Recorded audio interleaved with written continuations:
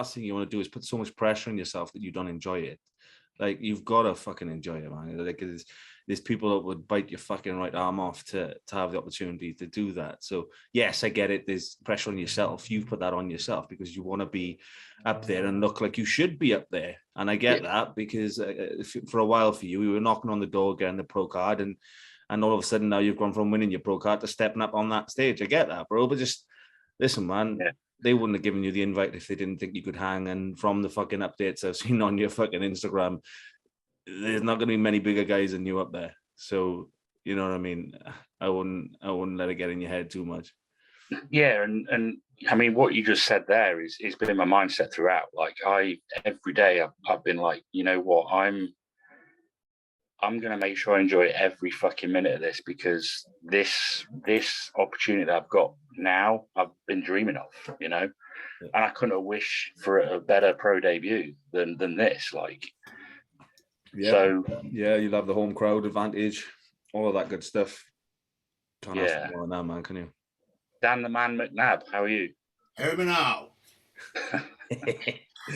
Standard. You're not the last one in for a change. Yes. Small wins. To be fair, I nearly was, because I sent myself the link, but my work phone's signed in on WhatsApp on the computer. God, this is a boring story.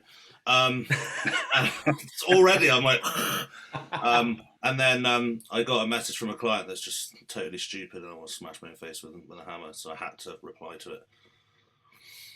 I think Johnny, I think you should give Dan one of them gold stars for not being the last on the show. You know, like we used to get at school.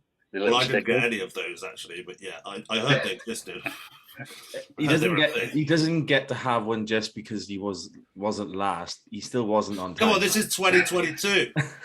You get fucking participation medals. Yeah, you get one for everything now.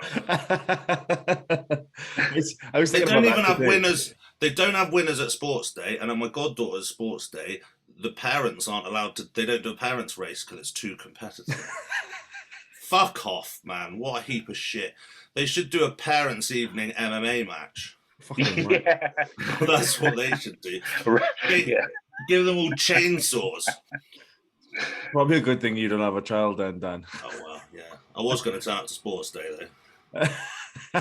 Just for the lols. Yeah, but you'd be that parent that fucking pulls the hamstring down on sports day. Yeah, screaming on the floor during the egg and spoon race. Yeah, that is me. You'll take all the other parents down with him while he's doing it. Just there jabbing GH into a hamstring. It's going to be fine. Oh, fuck my life.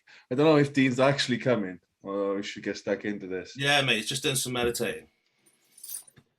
You just made that up.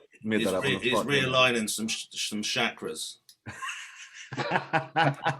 Dean's a changed man. Dean's a changed man. Well, he's getting back into the men with pants. We noticed in the group that he hasn't looked at men in pants for a long time, and now he's looking at the men in pants again. You've got to look at some men in pants. I do remember at the beginning of my men in pants journey when it was still a bit weird. And you forget because you're in the circle and all your Instagram, it's like fine. But I just remember like the first time I was turned and said to my mate, I went, oh, Kai Greene's legs, aren't they amazing? And he was like, go! How old, Dan, what year was first year you competed and you, Johnny? What was the first year? I literally just was going through memories of on Instagram, which I like to do sometimes. I don't know why, but I'm a nostalgic human. And it was 2010. That was 2009. That was the year before. And same year, 2009. And actually, the post I came onto, it showed the placings, and I was dead last. Oh, was you? Yeah, dead last. 4 out of 4. Because where I was going with that is, it was the same for me. When I first competed, the reaction I would get from people when I told them what I was doing was they would go, "What? So you're going to stand on stage in pants, oiled up?" Yeah. And I'd go, basically, yeah. And so you lift something, right? That's the next thing. Do you do any? Do you lift stuff? That'll be okay. Like if you lifted stuff. They'll go, And you're like, no, you don't lift any stuff. What's the next question? The next question is already, yeah, but you like get money, right? And you're like, no, you don't get money. And they're like, hold on, let's back this up a bit. You don't lift anything. You stand in pants. There's no money. And you oiled up. You definitely bum men. I can see where they were going. I can see why they were doing that. The amount of people that will go, it's a bit gay, isn't it? And I'll be like, well, I can understand why you think that, but if you actually understood the sport, you wouldn't think that way about it. But I can see how the outsider would perceive such. Well, it's quite funny the way that it's the evolution of it all, really, because back in 2009, when I first started the same as you, Rob, like people would look at me sideways for carrying Tupperware. People would look at me sideways for being so fixated on a goal of that nature. And then people would, everywhere I went, I'd have right head. That's what the people would call me, right head. Everywhere I went. Thanks. And that's the thing back then. But then, like, it's that old saying. First they ask why, and then they ask how. Because back then, everyone wondered why the fuck you want to do. Now it's the in fashion thing, isn't it, to be in the gym? They all want to know how. But they didn't want to know how back then when we were all fucking doing it when nobody thought it was cool. Yeah. They're like, yeah, but you drink like on the weekend, right? Yeah. Well, actually, I was like, yeah. But it's different for you. You were still balancing the sesh head. Yeah, hashtag blessed. Yeah, balance. Nice of you to join us, Dean. What's up? Yeah, I managed to sort the fucking screen and got it the right way. And you were meditating though, weren't you? I was. Yes, I told you. What's going on? You're good? I know that because I tuned into you.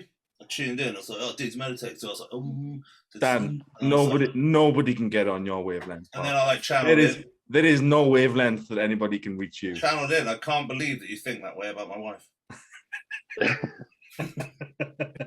Well, I think Dan's gonna try and step up his game this week. So I think he was a little bit bummed out with you telling him that he wasn't as funny anymore. Oh, mate, I was devastated. I had to have a word with myself. I did extra hours with my APAP that night.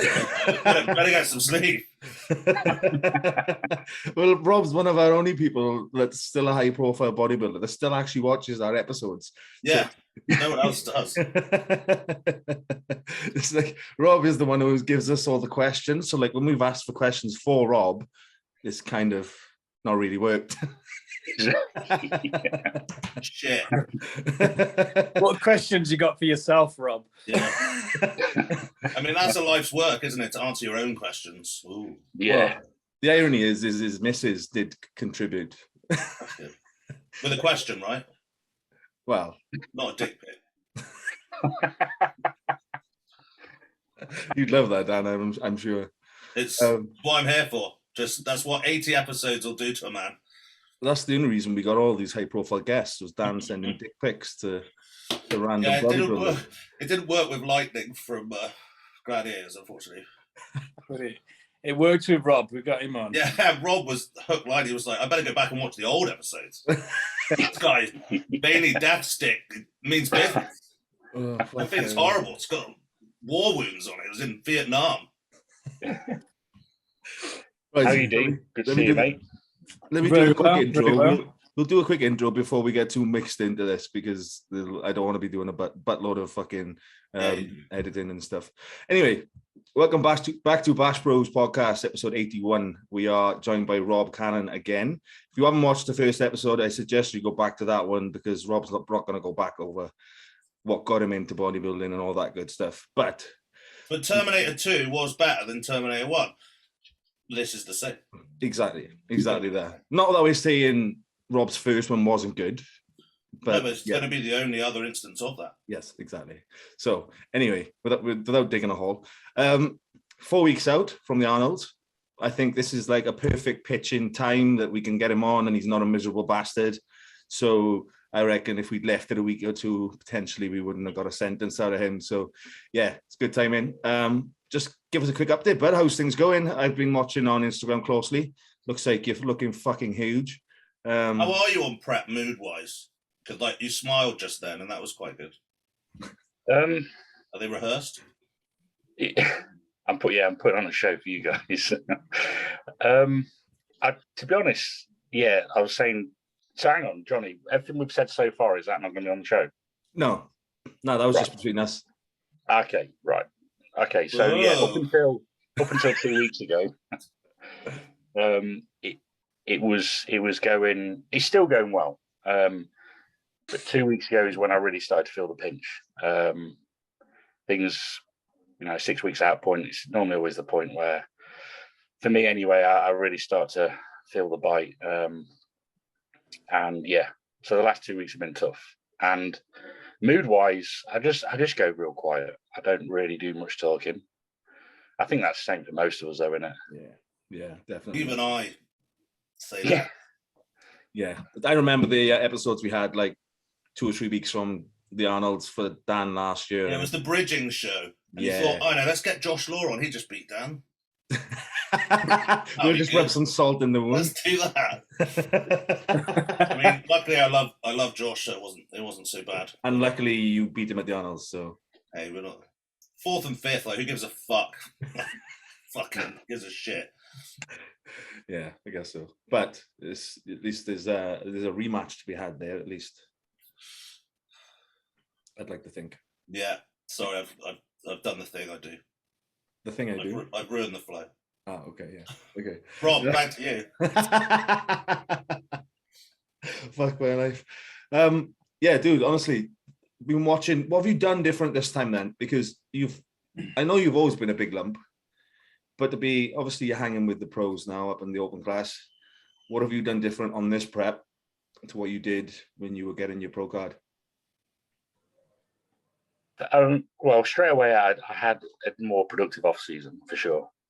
And I think naturally, because I turned pro and I knew next time I stepped on stage, I was going to be going against bigger and better competition. I think naturally it made me step up my game in the off season even more.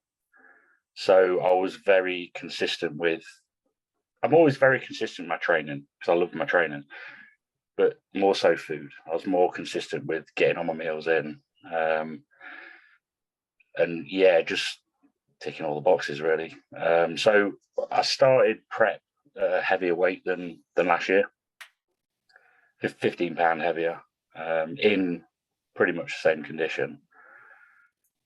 So prep wise, it has been actually quite a bit different. Less drugs, I'm going to be honest with you. We haven't used insulin this time. I don't think we're going to be bringing it in.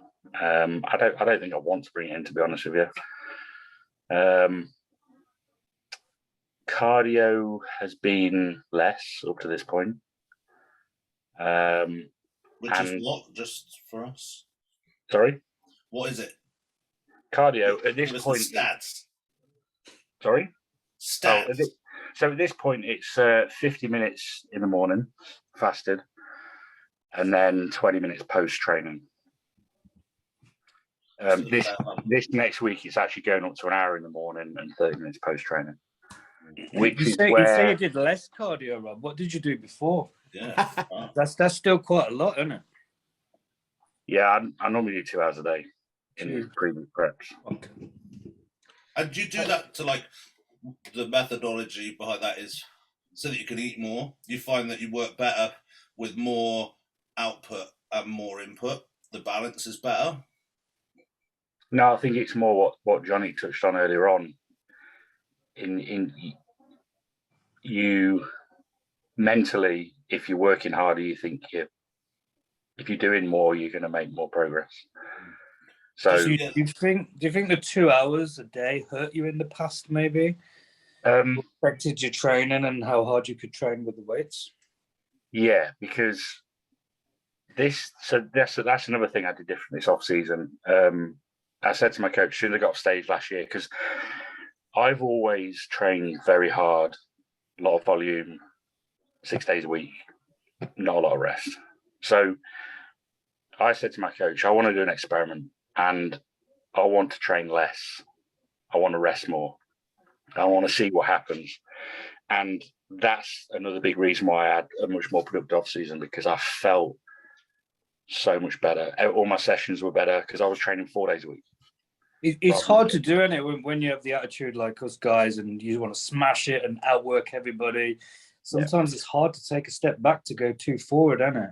Well, Dan barely trains, so I train a little bit more. I do train 4 days now.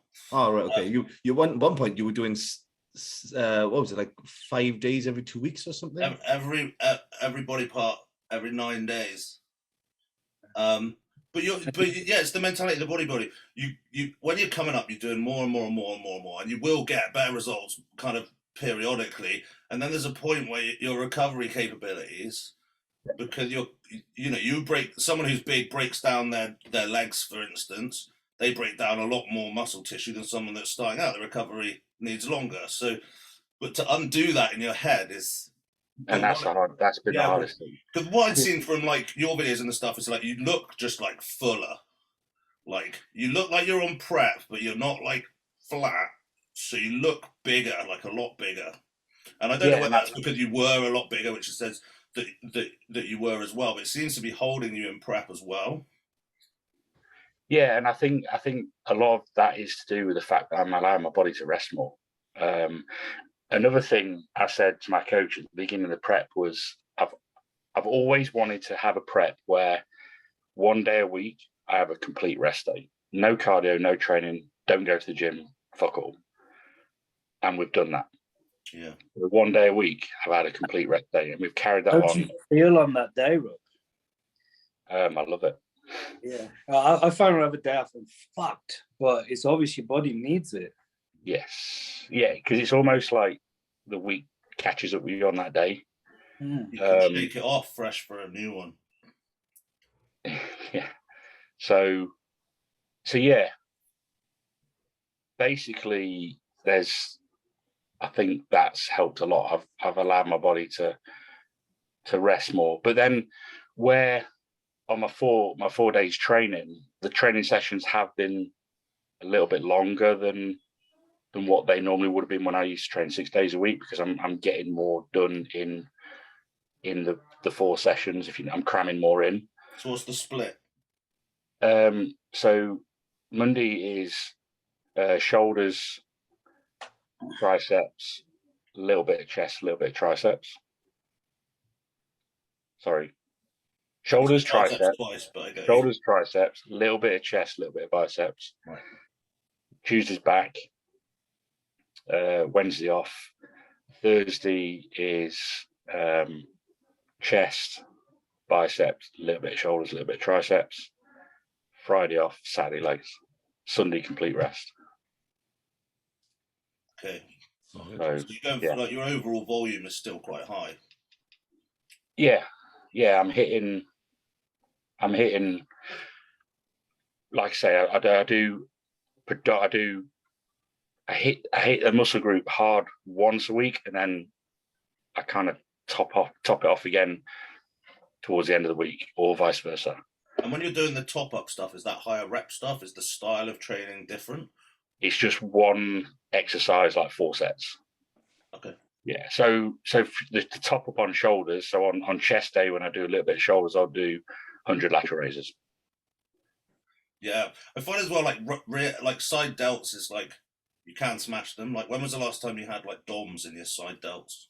Yeah. It was like they can. But at the time, I've never had DOMs in my delts ever. Yeah, exactly. Get a little bit in my trap up to my neck, but never feel in my delts ever. Weird.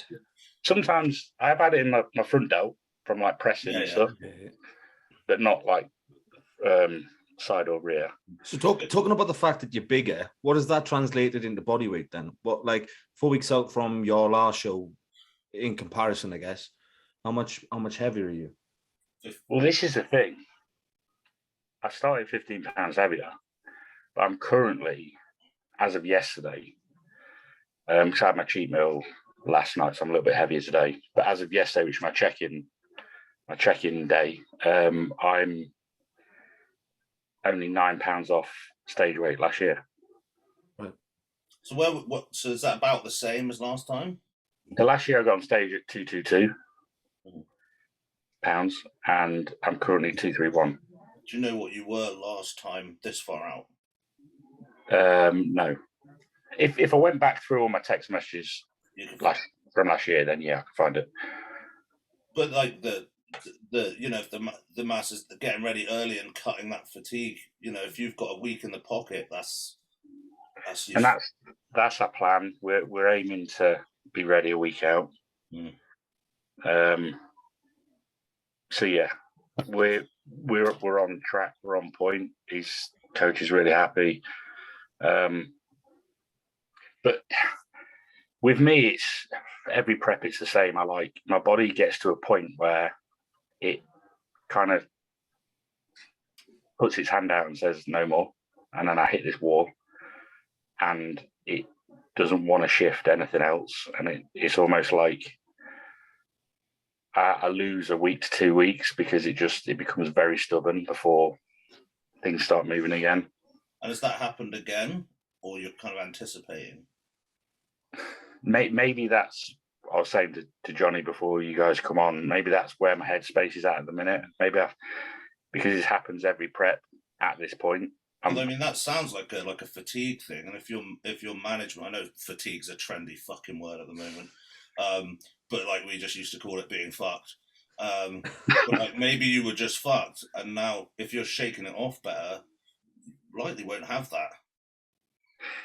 Yeah, but I'm finding the closer I'm getting to the show, the harder I'm finding it to take my rest days because I'm thinking, right, we're only 4 weeks out. I've got to be ready. So now, like, I'll give you an example. Yesterday, didn't do it, did you? I had an extra arm day on. Basically, I did an extra. That's it. Prep's fucked. It's fucked. Because it's the mental games now, isn't it? Your head's getting fucked because you're getting close. I think that's it. I'm going through a bit of a mental wobble at the minute, and I'm feeling like I've got to start pushing harder because I need to be fucking ready. I mean, and then that's where my rest then will take a hit, because if I start training more, then I'm not going to allow my body to rest and recover. Are you communicating with your coach well, and is he telling you to fucking back off, have a rest day? He's ignoring it.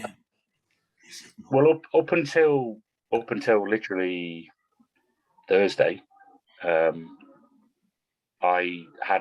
stuck to everything. My training split, my rest days, but it was on Thursday. I was like, I don't know. We all know, and if you've been there, you fucking know. So but you know the answer. Are you still harnessing the same level of intensity though across those 4 days? Because if you're not, sometimes that can warrant an extra day, can't it? Like, if you're getting 4 weeks out and your energy levels are low, and you know for a fact that you're not able to throw the kitchen sink at it as much as you would like, sometimes you can justify putting a day in there. But the recovery requirements are different then. See, my method, that's interesting that Johnny's, my thought process is the opposite. If you're not harnessing like the intensity in those sessions, you definitely need the rest of it. In the off season, yeah. I think me prep doing, I mean, this, it's good to have this discussion. I'm not saying your way's wrong at all. I'm just saying, in my experience, I'm thinking of an output thing though, not necessarily a recovery thing. I'm thinking the total of, so the number of output versus calories in. Obviously, if he's not having the same level of intensity, he needs that additional day to maintain that output level for his calories. Do you know what I mean? Well, yeah, I mean, I get what you're saying. I'm just saying, like, the cumulative, like, being fuckedness, like, will hinder fat loss. Yeah. Like, do you know what I mean? And there's a knife edge, isn't it? We all constantly ride the knife edge, whether it's bulking or cutting or whatever. And if you just tip over, you probably get the opposite reaction that you were wanting to get. And that was always my problem with prep. And everyone's had that thing. You do the regional or whatever, there's a lot of like pressure, no pressure, first pressure, but like you do the regional and like it was cool. And then you'd be like, right, I'm doing the nationals. I better do loads more. And I'd always look shit at the nationals. I'd always like do more and look worse. But it's when you're in it and your head's in it and you've learned, because most of the people starting out spending their whole existence trying not to be a fucking pussy, right? Like we're way beyond that. We've outdone being a pussy. Now we're like too mental. Like we do more. We're like anti-pussy. I find a lot as well, you're battering your body that much, the amount of stress on your body, the stress hormones, you end up holding a ton of water, and then it fucks your head even more. Because I remember I was coming to one show and I was shredded to fuck, and I was doing the exact same thing, and I was beating my body because I didn't think I was ready, and I just getting smoother and softer every day, and I started getting smaller and softer, so I started doing more, completely fucking myself. I had no fat on me, but the amount of stress I was putting into my body, it started shutting down, and I started getting flat and holding water. Head's fucked. You think you're fat, and you're just like, what do you do? Somebody, you just gotta stick with the plan, fucking chill out, put your feet up, let your body heal, let it fucking get all that shit out. Does anyone else hit a point in prep where actually your body just goes, oh, we're doing this, and actually does play ball? I mean, I know, like, with Johnny, we got to a point where we're like, fuck. Like, the gear caught, and it was just, like, plummeting. And that was also, you know, like the fatigue thing as well. We had to, like, pull some things back and stuff, because it can go the other way, you know? Or you're doing high days, and you do your high day, and you wake up the next day, and you're like 5 pounds lighter, like something's fucked. That happens to me every time, and the metabolism would get so fast. It's like a fire in it. When it gets so big, it's But that's likely, burning through the calories. that's likely a tiredness thing as well. You're just not absorbing. Your body's like fucked as well. Like, it just goes back to the knife edge. The only point that the reason that I pulled up the output input thing is some people like to do more cardio, and your cardio is quite high. And we had Jamie Durego on the other week, and he's the opposite. He doesn't like to do any cardio, and he prefers it like the other way. I mean, it depends where your food sits. You know, there's millions of different ways to do. It can work either way, can't it? But how much punishment do you want to put on your body? Like, is it necessary to beat yourself up that much when you could just reduce calories a bit and do a little less cardio? And this is the thing. Like, this is where the mindset is really hard, because have you got the balls to say, right, I tell you what, this week I'm going to cut my cardio right down to 30 minutes a day. I'm going to do that for a week, and I'm going to see where I'm at. Then if at the end of the week you look worse for it, then you're going to be kicking yourself because you fucking lost a week. You know what I mean? So it's like, that's where you're going to be ready sooner rather than later, and give yourself plenty of time. I remember Simon, when he was working down the temple with Dorian, he said he would start off quite high cardio. Then as the prep went on, his cardio would get less and less and less until the last probably 3-4 weeks, virtually no cardio, because his body fat was already so low. It's then a point, am I going to start burning muscle tissue? Am I going to start feeling like shit? Or the cortisol or the water retention? And it is fucking hard, because obviously you want to go in the show and you're looking what everyone else is doing, thinking, I'm going to fucking smash them and outwork every single one of them. And that's really where you need your coach to watch over you those last few weeks and just say, okay, you're ready, back off a little, or you're not ready, you need to put a bit more in. Because you can never see that yourself, can you, when you're at that point? No. And the way me and James work is we work very much together. He won't just tell me what to do and I'll go ahead and do it. He'll always say, what do I think? And which is great up to kind of like this point, because this is the point where I can't make decisions. Yeah, it doesn't matter what you think right now. No. You're not thinking. Yeah. But at this point, if he says, how do you feel like you're doing X amount of cardio, your calories are really low, and your body's absolutely fucked, what will you say? I'm all right, I can do some more. Of course. Yeah. Of course. We've got that fucking warrior attitude, haven't we? We've got that mentality of nothing's going to fucking beat me down. I'm just going to keep going. I'm going to keep going, you know? And I guess that's where you need to really communicate and see each other, and hopefully he can pick up any signs if you need to be pulled back a little. Has anyone experienced like actually doing the week of like when they pull everything back and actually the body fat fucking dies more? Because I've experienced that on the times where I've been early or bridging shows. Like, if I bridge a show, I mean, I'd always, like, between the shows, like, bridge something, do more. And Amp would be like, cool, you're in shape, so no cardio. And then in those times of just, like, resting it up, I just get deeper. like from doing nothing. Really, I felt like a lazy fucker. Like this will never work. But actually, what showed me up at nationals looking all right. So if I rewind right back to my first ever show, BMBF Natural, James prepped me. James prepped me, and I was still to this day the hardest prep I've ever done. And maybe it's because it's my first one, and I was natural. But I was fucking hammering cardio, just beating myself into the ground, and my body just stopped responding. Like nothing was happening. If anything, I was getting smoother and smoother and smoother. And James turned around and went, right, fuck this, we're going to flip it on its head. We're going to do completely opposite. Pulled all my cardio out, everything, and my body started responding again. And that's when I was natural. So if that worked for my body when I was natural,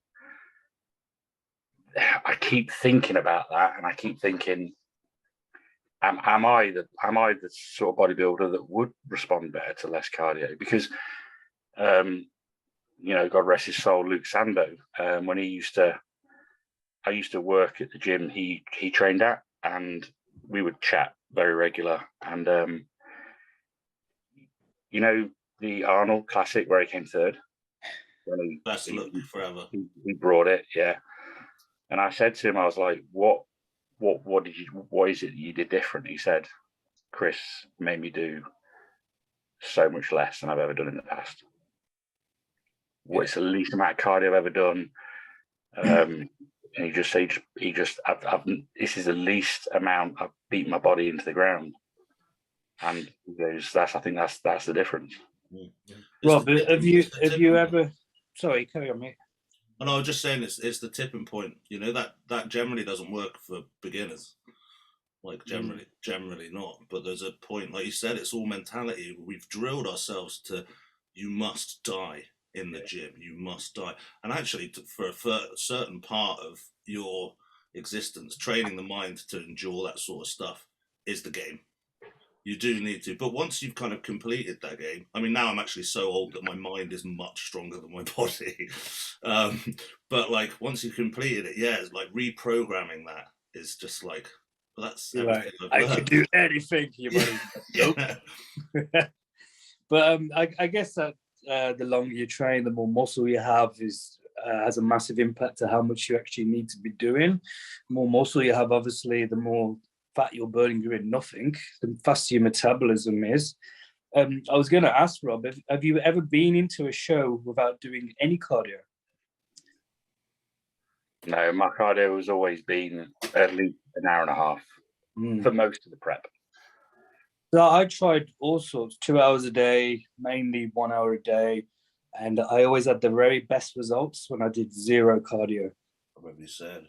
And I'd get shredded, fucking, and hold, and I'd have to kill myself to make the weight category and try and come in flat. But my body responded so much better for me personally.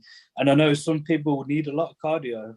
I would pull my carbs right down. I would starve myself with calories a bit if I needed to. But I'm not saying change anything because you're looking fucking awesome. But maybe think in the future or try like on an off-season period, see how your body responds, just with a bit less. You are very different physiques, though, aren't you? Yeah. You're stacked full as fuck, ain't you, kind of physique, Rob? Do you have a lot of carbs on the off-season? Not really, no. I've never been a huge carb guy. I'm moderate, I would say. 400 on the off season, 400 a day, around about there.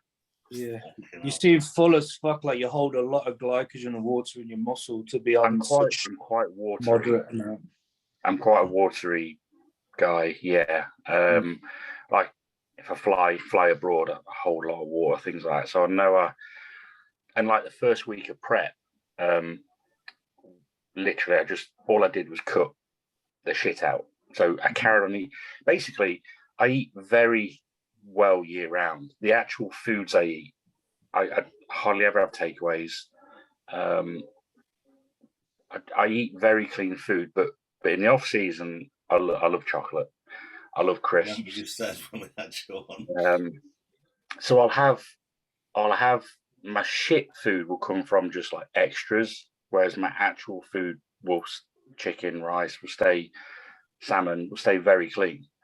So the first week of prep, we literally just cut the chocolate out, the crisps, all the extra shit I was having on top, and I dropped 7 pounds just from cutting the shit. And it's like, and that was just water. Yeah, water, like the amount of extra sugars and stuff. I suppose it's a lot of cost. That's something most people can take away that actually just want to get into bodybuilding. Go and figure out what you're eating and track the shit extras. You know, you're not drinking a Diet Coke. You're not, you know, you're having a normal fizzy pop, or like, you know, the first step can be just eat your meals, no snacks, and they'll be like, no, I don't even snack that much.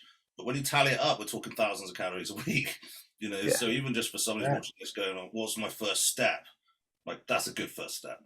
Yeah, all the hidden calories as well, isn't it? And you like fizzy pops, sauces, fat-free sauces always full of sugar, and just make your own shit, innit? Know what's going into your food. Big difference. Well, while you're on that subject, actually, Dean, I want to ask you, all of you guys, actually. I don't believe in them. I've never used them. I can't get my head around them. These calorie-free sauces. What do you think of them? Never used them in my life. I won't. I mean, I haven't competed in 5 years, and I don't eat sauce. It's drummed in my head. Sauce is bad. So they weren't that big though, were they? Like when you started out, and well, you as well, Rob. They didn't exist. Yeah, it was quite a new thing. Yeah, it's quite a new. I've got a bunch of them here because when I went and did that GBO show earlier this year, they were sponsored by that Skinny Foods. Yeah. So they give us a bunch of them in the hampers, and they're still in the cupboard. I tried the one, and to me, it just tastes like chemicals. It just genuinely. I was going to say, just have a look at the ingredients and see how many massive long chemical names you can see. I mean, can't be doing you good. I slate it vaping, like loads of chemicals that no one's ever heard of from China to give me tumours the size. I'm hoping they go in the right place, the tumours, you know, like Popeye. Those ones. Well, believe it or not, though, I don't vape normally. It's only towards the last couple of weeks of the last prep I figured that it takes appetite away completely. So that's why, for me, I incorporated when I'm from now on, since the last prep, that the last couple of weeks when I'm like hungry, it takes the hunger away. I mean, a lot of people like back then did smoke. Yeah. They would just smoke on prep. Yeah, trying to suppress something to do, suppress appetite. It was actually like, do you remember like the old UK BFF like days? The smoking area was usually pretty rammed with people tanned up. Like it was, you know. And we're part of the fitness industry, of course. Oh yeah, like they all looked like they were 70 years old. There's only 20. Yeah. Yeah. No, I mean the skinny sauces. No, I've never think that they're nice. And what you know, if the sugar's gone, you're getting a chemical shitstorm. Yeah. I probably sometimes on prep I'll have like every now and again a can of diet something. I use hot sauce. That's the only thing I use, and I've used it throughout, so there's no variables there. I tell you, one thing I use off season is veg stock pots. There's half a veg stock pot. There's like almost nothing in it, and this is all new to me because since my missus moved in probably about 4 years ago, it's a Mauritian family, so they have a lot of curries and things I'm not normally used to. It's so delicious. There's so many flavors I'm not used to. And she comes and she's like, I want a Sunday roast every Sunday. I'm like, what the fuck's a Sunday roast? I haven't had one of them in 30 fucking years. And she's a gravy. I'm like, what? You got any fucking gravy? What's that? And I look at it. There's fuck all in it, is there? In some chicken stock or something like that. Yeah, and a lot of the stock pots, like with like oxo and that, there is nothing. Yeah, so, I mean, I was like, actually, it's not really that. But if you make real gravy, then you pour the juices from the meat, so it's pure fat, and then you mix the gravy in the pure fat. Like obviously that's how you get it up. I do like a roast dinner. I never have one, but I do like one from what I can remember. Yeah. I mean, all we have is a pile of meat, some vegetables, a bit of gravy. So it's a very healthy roast dinner. Yeah. Dan's like, I never have a roast dinner, but he does eat meat, veg, and potatoes on a regular basis. Yeah. It's the gravy, different. Different thing Yeah, it's altogether. So, Robert, we're talking about all this delicious food, and you're there. I just see your mouth dripping. What's your go-to food when you're dieting? What you crave? What do you look forward to? Do you know, I'm going to be honest, right?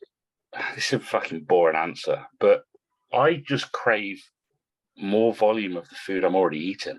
I just get so hungry. I just want to eat more of it. Yeah, I don't really it's a crave. feeling, isn't it?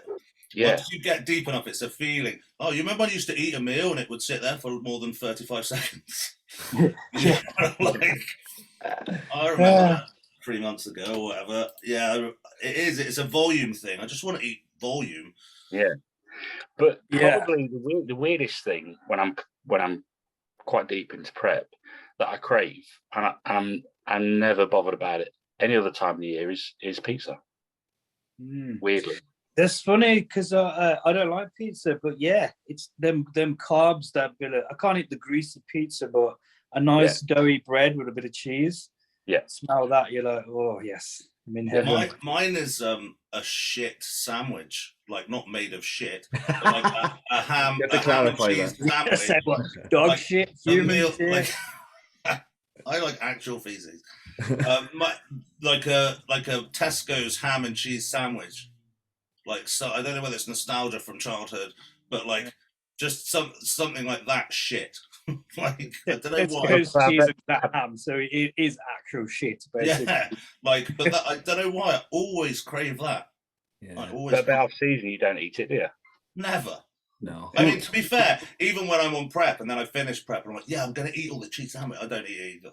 No, mine is whole eggs on like fresh bread, like like eggs on toast, but whole eggs. I don't know. Whole eggs, like whole eggs, like Welsh accent. Whole eggs. Yeah, whole eggs. Eggs on broad.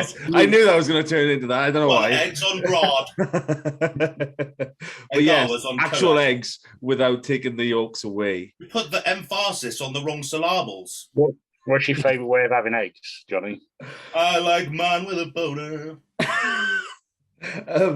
Poached or fried. I'm satisfied poached, as I get my boner.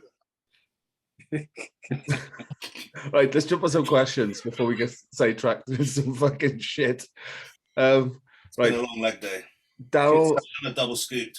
Double scooped. Yeah, it looks like it. Daryl Hunt, right? What's your view on Eddie Abuse saying that he doesn't eat any carbs?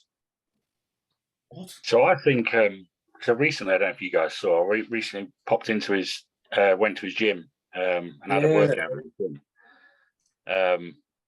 Fuck me, that guy's hilarious. Oh, mate, legend. Right, talking of which, let's get him on the show. You need him as a guest. We've had him. We've had it. Go back, really? Rob. Thought you were our number one fan. Oh, fucking, how long ago was that? He was talking about how all the pros used to play hide the sausage. Mate, that episode is out there. It's definitely worth a listen. Fucking, like, did he name and shame? I'm in there like, I don't know, just over 4 weeks out, like training back, like dying, and he's fucking making me fucking. I'm in tears. I'm pissing myself. He's just coming out with the funniest shit. Fucking nuts! I love him. He's brilliant. Yeah, and I tell you what, he looks really well. Like he's just turned 60, and fuck me, he looks really well. Full of energy. He looks, full, really, really, really well. Yeah, and he was talking to us about it, telling us, what he's doing with his he's gone zero carb and high fats, very high fats. He's on about 700-800 grams of fat a day. Fuck off. Yeah. Get the fucking digestivus out. I think for a retired bodybuilder in his 60s, looking as healthy as he does, I think it's a great thing. I'm not opposed to zero carbs at all and high fats. Sure you guys know, and Dean definitely will, because he's a man of wealth of knowledge, that as human beings, carbohydrates is the only macronutrient that we don't actually need. Yeah. So You know what? All the research I do into health and longevity is stay the fuck away from carbs. And if you're gonna have any, complex as possible. The more fiber and fat, the better. It's all about controlling blood sugar levels. The more stable your sugar levels are, the healthier and more longevity you'll have. Bodybuilders cramming fuck knows how many grams of carbs a day, especially simple carbs. It's just they're up, down, up, down. Oh, how many bodybuilders do you know over time become type 2 diabetic or borderline? They probably are diabetic, but they're in denial about it. They'll just eat more carbs, it's fine. They'll just take some insulin, it's fine. That's massively going to take away from your longevity. And I'm in this position where I want to be as healthy as possible. I want to have a real long life and be healthy when I'm old, but I also want to hold a bit of muscle and look good. And I don't think having zero carbs is the best way to hold a ton of muscle and perform the best in the gym. But once you have that muscle, it's way, way easier to maintain that muscle even without carbs. You obviously you're going to be flat and you're not going to hold the glycogen as much in the muscle, but you can still hold that muscle and you'll be a damn sight more healthier. So for Eddie at his age, I think he's onto something there. He's doing something brilliant, and you can see just by his skin, his complexion, everything that he's very healthy. Yeah, he's bouncing off the walls like he's in his 20s. It's fucking insane. Like he's full of life, you know, and he looks really well. Like I know, but he doesn't look 600 grams, 600 or 700 grams of fat. That's bonkers. That's like what, like 5,000 calories alone. That must feel like, I don't know. I'm not good with high fat. I like. Yeah. While we was there, while we were training, he walks over and he goes, "Hey guys, I want to show you something." And does his shaker cup and he goes, "Have a smell of that." And I smell it and I'm like, "What the fuck is that?" He went, basically blended up chicken breasts, peanut butter, and olives. Right. Oh yeah, no, I've done that. I was just going to ask you, Rob, if you know what kind of fats, and I'm presuming they're all very good fats, as in olives, nuts, salmon, egg yolks, things like that. Lots of omega-3. Did he go into? Yeah, did he go into? I didn't really ask him like specifically what are the fats that you're having on a daily. He just told me what he was eating. He's not using it as an excuse to have a bunch of bacon and some cream and no, keto. Yeah, he did tell me that his first meal of the day is 12 whole eggs. Yeah. That's every morning. He has that with. I think he puts a bit of bacon in there as well. I think he said. I might be wrong on that. I'm not sure.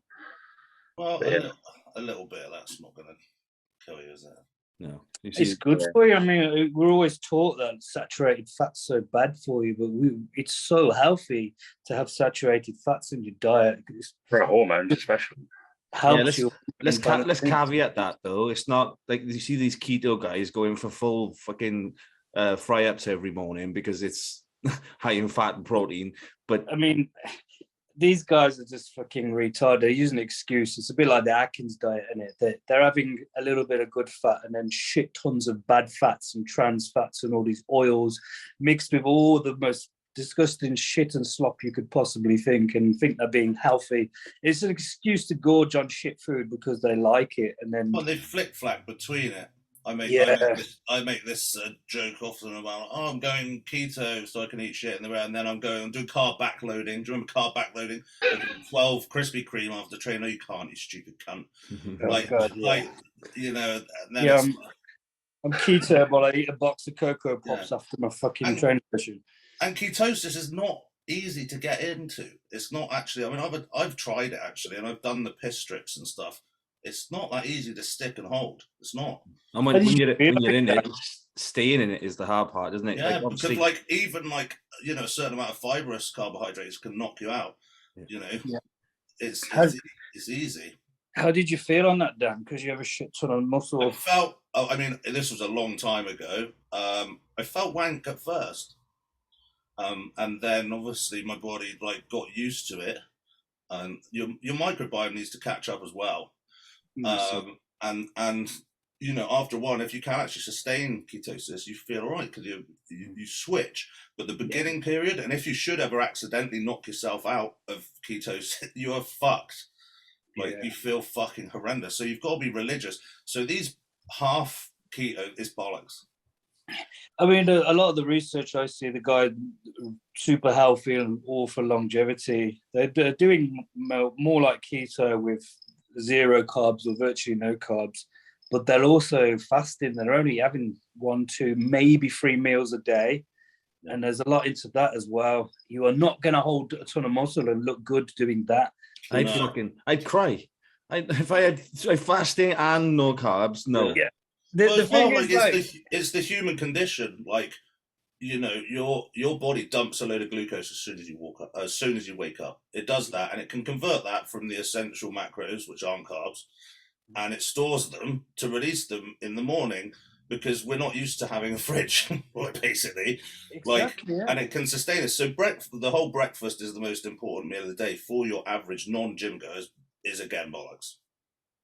Yeah, it's a lot healthier to skip breakfast, but again, we're athletes. You're going to look like a twig.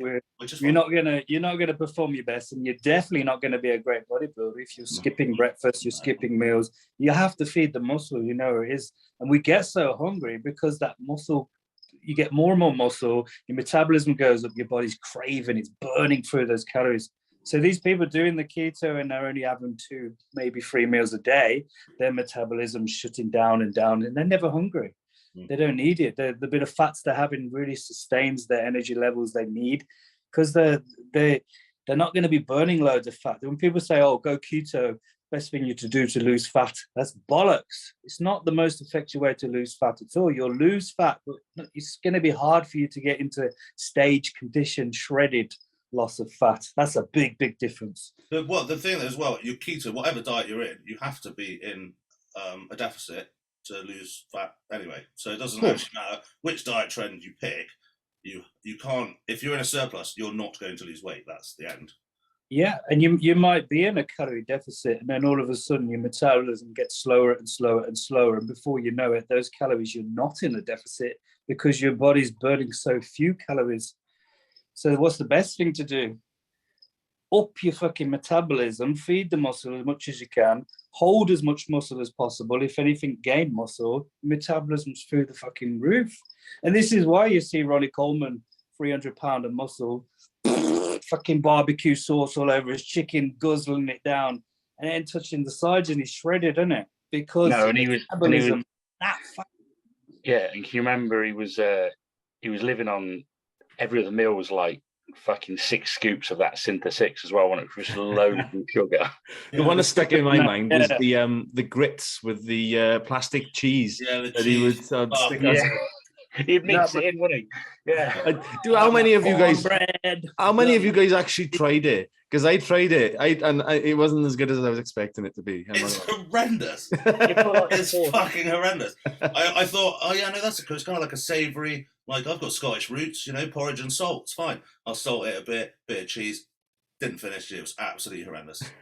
See, the thing is, right, when you're a young, aspiring bodybuilder and you watch, you know, like we did, we watched the Ronnie Coleman DVDs, you're sitting there thinking, fuck yeah, I want to be a bodybuilder. I can fucking do this. This is fucking awesome. Look at all this food he gets to eat.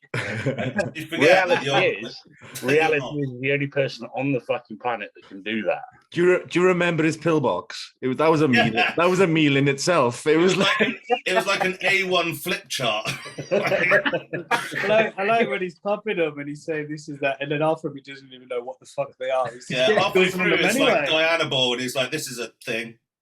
It would like be 20 minutes of footage just watching him go through his pillbox. It's like he'd chuck him in when he'd chuck him in like that. Yeah. And I was watching it like 20 minutes of the most boring thing. I was like, God, this is amazing. The best thing ever. There's green ones, yellow ones. I've got this. I can do that. I'm definitely the same as Ronnie Coleman. I just need that. He would eat everything off of paper plates, wouldn't he? Yeah, remember? That's yeah. Like, and he was in the squad car, just like eating a potato like an apple. You know what got me when he was an officer and they're doing a briefing and all the officers are at their tables and they all just sat there. There's Ronnie, sweating his bollocks off. Yeah, Oh, he's dying. He's dying, and he's got those hot pants on. Yeah, they're probably like full basketball shorts on someone else, but yeah, you never beat them DVDs. They're just fucking legendary. Yeah, it was just that was our information as well. Like, I don't know which was better, like the fact that we've got that, or like now there's just so much that people have no idea what to look at. At least we had one thing that made no sense. I scroll through the fucking TikTok. I hate that TikTok with a passion. I get so much fucking abuse on it. But I flicked through it. There was this little skinny guy, he's a little bit of muscle on him, talking through his drug stack. And he got like fucking 100,000 viewers, 100,000 followers. So they all listened to what this guy's saying. Fuck all muscle on him. He reeled off about fucking 20 different drugs coming up to this competition. He was on about fucking 3,000 milligrams a week. And then he was like, and then you got to take this, and then you got to take that. I was like, I wouldn't even took like a tenth of what you're taking. And then he started going through the prices of it. It come up to about fucking $5,000. So what the fuck? And this is what they're pumping out there now, what people are learning. So I'd much rather watch fucking Ronnie Coleman sweat his bollocks off. That didn't end well for Boston Lloyd, did it? Well, you know, I mean, people can say what they want. Even his mom was saying on the interview, like, they was just devastated, but waiting for it to happen, basically. Yeah. Like his mum gave a really good interview on RX Muscle, actually. Yeah, that was the one. But very, very honest. Like, I was actually, you know, like, she was very honest about her own son, right? To educate other people, which I think was brilliant. Yeah, it's a shame, isn't it? Because you could see it was mental problems there, mental trauma from day one. The kid was just fucked in the head, and obviously he got so much attention from doing the wrong things, doing bad things. It made him a lot of fucking money. It made him famous, and so young as well. Like, where else would you have found that, like, exposure? Back in the day, the only way you'd have that exposure is being a pop star. And look how fucking well they turned out. Look at what was his name? Callum, was it? Who played Arnold for the movie. Yeah. Same with him when he was doing so well, and then his career just went because he wasn't doing anything, and then he's turned to drugs. He's fucking running people over, running around with axes and all kinds of shit. He's on fucking heroin and stuff, isn't he? Yeah. Didn't he do meth and jump out of a window? Yeah. Easy, like, in hospital. That sounded like quite cool. He's going to be the next one, yeah. Well, I think keep watching his videos, Dan. I mean, we could all try that if you like. Bit of mess, see if we can fly. Hey, it went really well for Craig Titus. His missus is out now, isn't she? Yeah, I think he's due for release fairly soon. We'll see if he wants to come on. Yeah. Who's the guy who got out recently? Little Fox. Yeah.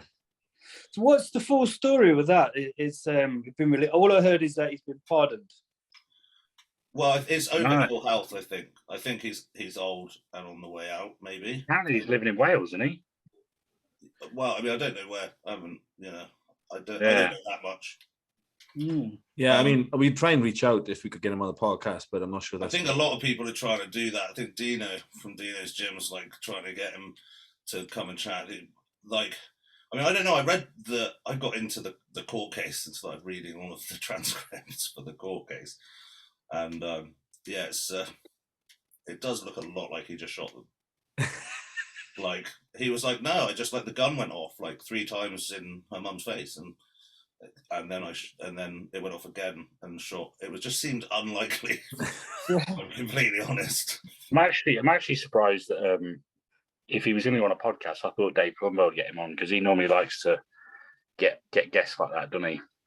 He tried to get hold of Craig Titus's missus when she came out to get her on the show, but he reached out to, or tried to find and reach out to, but unsuccessful with it. Yeah, I suppose if you're like, you'd probably want to just move on if that's at all possible. Yeah. Yeah, I suppose you don't want to be in the limelight. A load of like thirsty storytellers. Oh, tell us, what did she look like on fire? Yeah, but I mean, ultimately, what'll happen is it'll be like 6 months to a year where she realizes she can't get a job or earn any money. Then she has to come back, sell her stories just to make a living. So it's just like a cool off period, really, isn't it? Yeah, she's just chilling out, living her best life. #blessed. She'll be back. Right, next question is from somebody you may or may not know. Oh, questions. Who's your favorite figure competitor? So you know what this one is. Also, jokes. If he was a female, what category would he compete in? So my favorite female competitor has always been Oksana. Oh, that's going to go down like a lead balloon. Oh, she knows it. She knows it. Whenever she's on TV, I'm like, "There's my girlfriend." That's a real kick in the teeth. No, she's cool with it. Now, I've really liked Oksana over the years. I think she's been brilliant. But favorite female figure competitor, it's got to be Scarlett Hollands, I suppose. You should have said that a bit more convincingly. No, for sure. She is, of course, yeah. And to be honest, my favorite female category has always been figure, and I'm not just saying that because I'm with Scarlett. It's my favorite look for a female. I like feminine muscle, and I think that they hold an attractive amount of muscle without moving over to that kind of a little bit more masculine. So what you're saying, Rob, you don't want a girl who's anorexic and about to die, and you don't want a girl that has a bigger dick than you. That's just unreasonable. Like, do you know what I mean? Like what's wrong with sexist. Like, what do you bring to the table? Yeah. To put it quite frank, Dean, you're spot on there, mate. Yeah. To be honest, though, I like, I'm a bodybuilder. And I love muscle, so I love watching female bodybuilding for the muscle aspect of it. But in terms of, would I want to look like that if I was a female? No, I don't think I would. And am I attracted to that as a male? No, I'm not attracted to it. No. But yeah, and so, some people may get offended at that, but you're entitled to your own opinion. I'm exactly the same as you. I have a massive respect for some of these guys. They're huge, they're awesome, but I'm not attracted to it, and they shouldn't be bothered whether I think that or not. You know what I mean? You should always be what you want to be on it. Yeah, and I tell you what, right? Because I saw Irish Kyle in her prime in person. Unbelievable. 2008 Miss Olympia. And to this day, one of the most impressive physiques I've ever seen in my life. Fucking unbelievable. Like, in terms of a bodybuilding physique, that woman in her prime was out of this world. The muscle, the way the muscle sat on her frame, it was mind-blowing. It was like Ronnie Coleman on a female body. It was insane. So, yeah. When I went to the 50th anniversary of the Olympia, me and Simon from the gym, a few lads, we all went over to Vegas, and it was Greene versus Phil Heath. It was just fucking unbelievable. I was just like, what? You see them in person, it's crazy. Then the women walked on, they made the guys look shit. Obviously, they knew it was big, but the condition, the shapes, it just as you said, it was fucking mind-blowing. I was more impressed with that than any bodybuilder I've ever seen in the flesh. And the way like the muscles etched in, like it's a different. It was a different kind of condition. The muscle, the detail of the muscle. It was hard. It wasn't a gram of water, let alone fat. Like, us guys would always struggle to get the glute to hamstring tie in the shredded like a Flex Lewis kind of look. It's just unbelievable, and that's a lot of genetic, and it's a lot of fucking hard work to get down to that. But those women always seem to have managed to do that. Yeah. And they've got all genetics against them. They should be holding tons of fat around their hips and glutes. So I don't know how they do it. They kill themselves. Most people.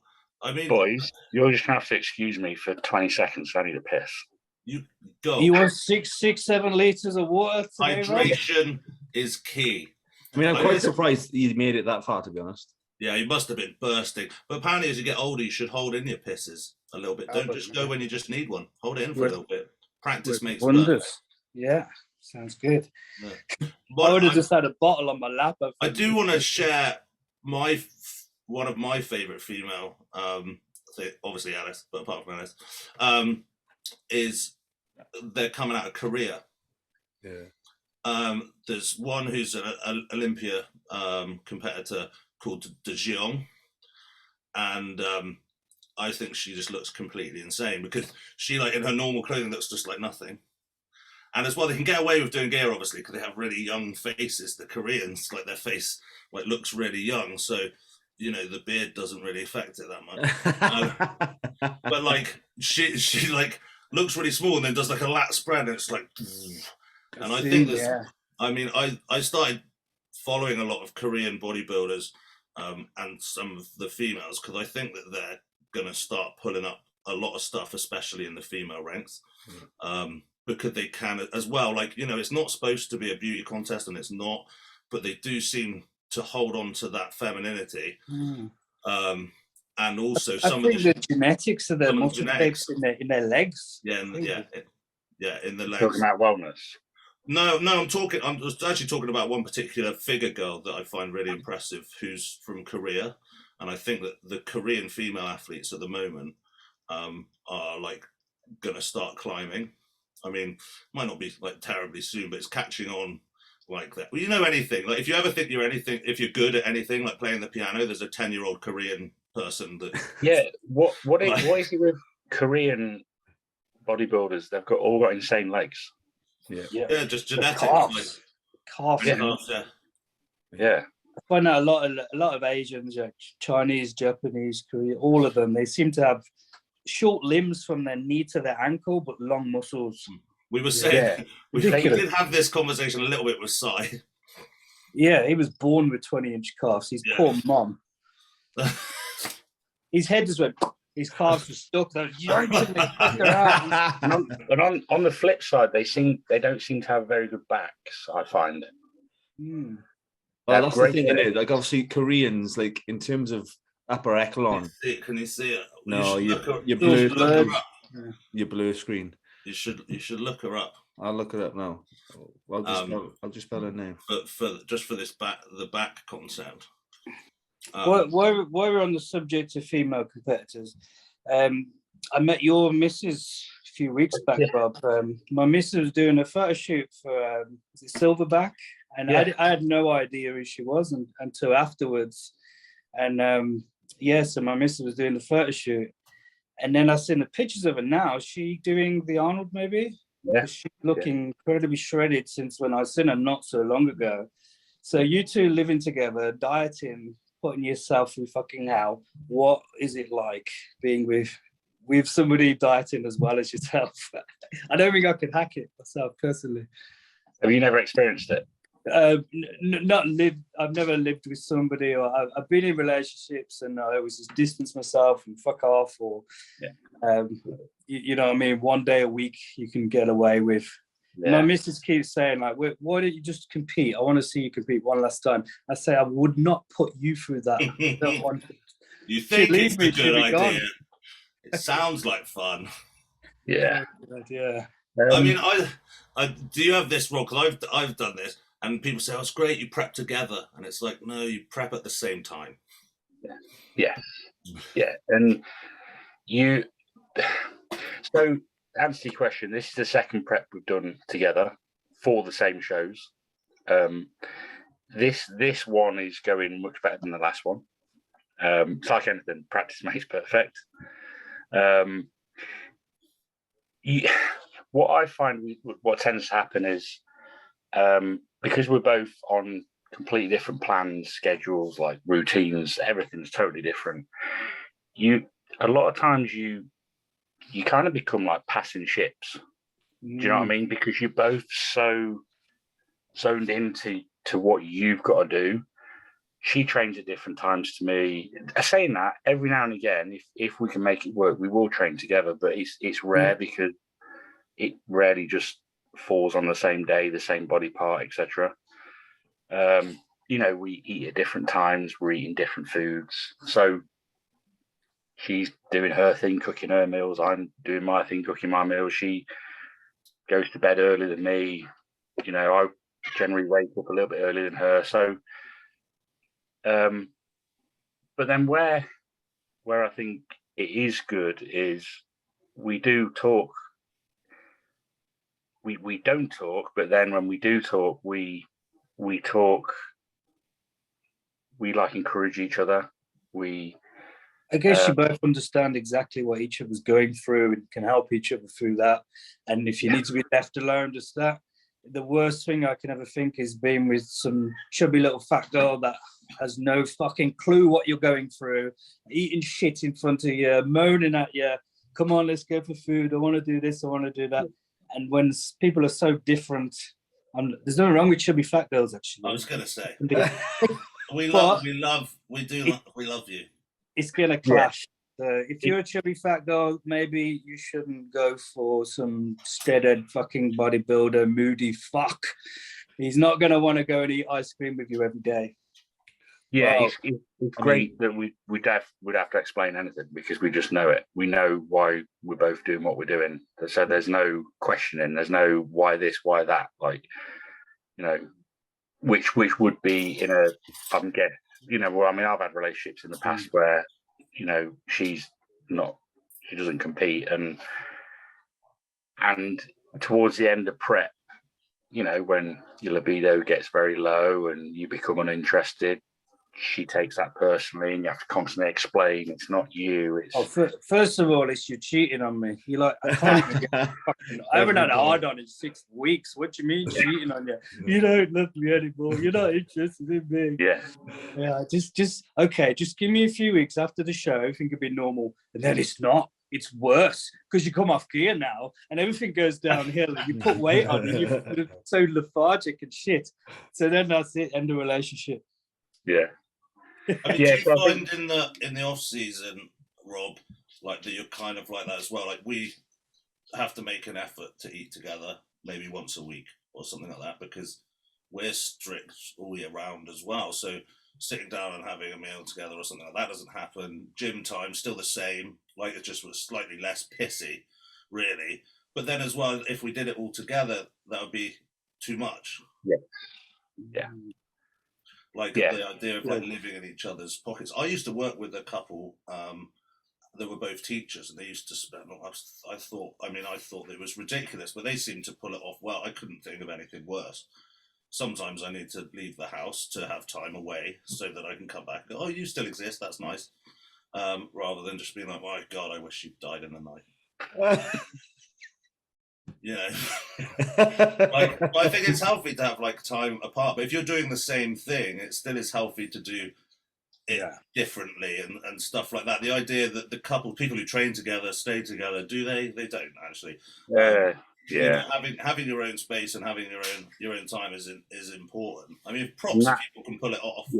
And that's one massive reason why this prep's been much better than last prep, because last prep she couldn't drive.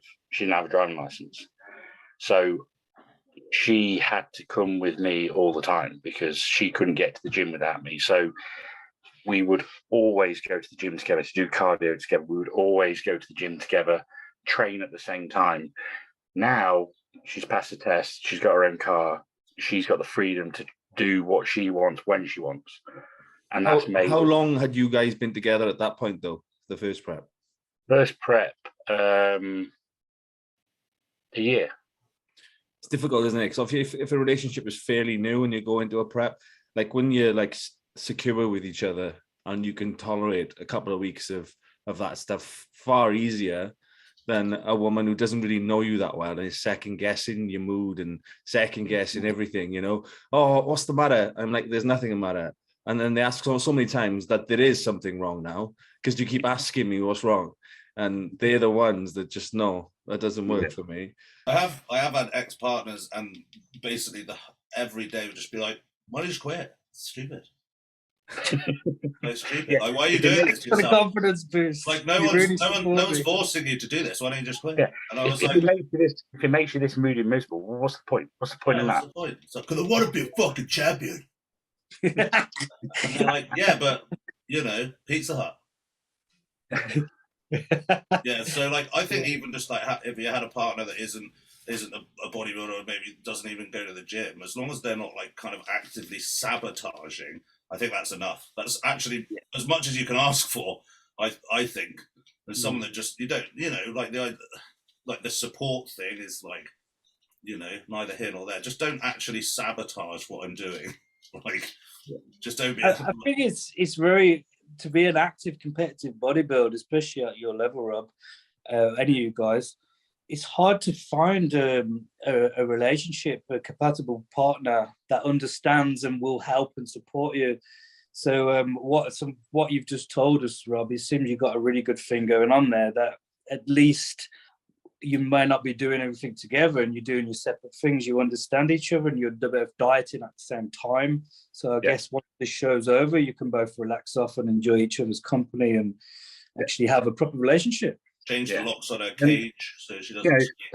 Some nights like last night. Some nights like last night, we hardly said 2 words to each other. We didn't argue. We hadn't argued or anything. We just want talking. And that's fine, and sometimes you need with that. You're so low on energy, you don't want to engage in some bullshit conversation just for the sake of talking. So it's great that you both understand that. And then like tonight, we've been speaking a lot. It's just we don't need to explain or to ask what's wrong. Is there something wrong? Or we just know. We know why I'm not chatty. I know why she's not chatty. And that's cool, just so it does as a whole. I think from my experience of dating girls that don't compete versus dating Scarlett who competes, it is better for sure. I know what really helps: dogs. Oh, mate. Yeah. Mate, dogs on prep are the number one. They're like right? Because they don't need to say shit. You're just like, you're cool. It's like, I'm cool. We can do stuff. And you're like, well, maybe I won't do stuff. And I love not doing stuff. We can like do not stuff together. And you're like, yeah, cool. Like, having the dogs is like a godsend. And obviously, if me and Alice aren't talking, then we can communicate through the dogs. Yeah. Give us a rundown of how that goes. Oh, you're all right? Yeah. Oh, you'd be really nice to the dogs, and then you can tell there's nothing wrong, and then she won't talk to you, but she'll be nice to the dogs, and you're like, everything's okay. If one of us starts swearing at the dogs, there's a problem. It's not happened yet. How is your dog doing, Dan? Yeah, he's actually much better. He's allowed half an hour walks. He goes for his final X-ray on Wednesday, which is another 500 quid. And then he should be given the kind of all clear. He's limping, but I think it's just because he's used to limping. Right. So like, yeah, for anyone else knows, gangster limp like. He was attacked by a car, attacked by a dog and hit by a car. He's got metal plate work in his leg. So he's been through some shit for his age. So we're feeding him up. He's starting to look a little bit less like a Labrador with AIDS, and the Italian Mastiff that he's supposed to be. So yeah, he's on the mend. Thanks for asking. Yeah, he's good. Oh, I'm pleased to hear it, mate. Yeah, the things we do for our dogs is. Oh, mate, $9.5 grand. Yeah, but that's the thing. $9.5 grand. That's a massive kick in the bollocks. But because it's your dog, you they pay know. it. They fucking know. These vets, they know. Yeah. They know you're not going to just go, fuck it, just give them the jab. No. In the bin with them. They fucking know, don't they? Yeah. Like, you need this dog tramadol. Oh, dog tramadol, is that for dogs? No, it's just tramadol.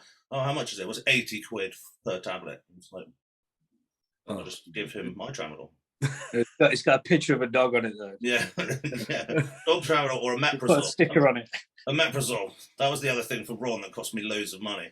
I just realised I could just get it at Ellis's nan. She's got a Meprazole and it costs like nothing.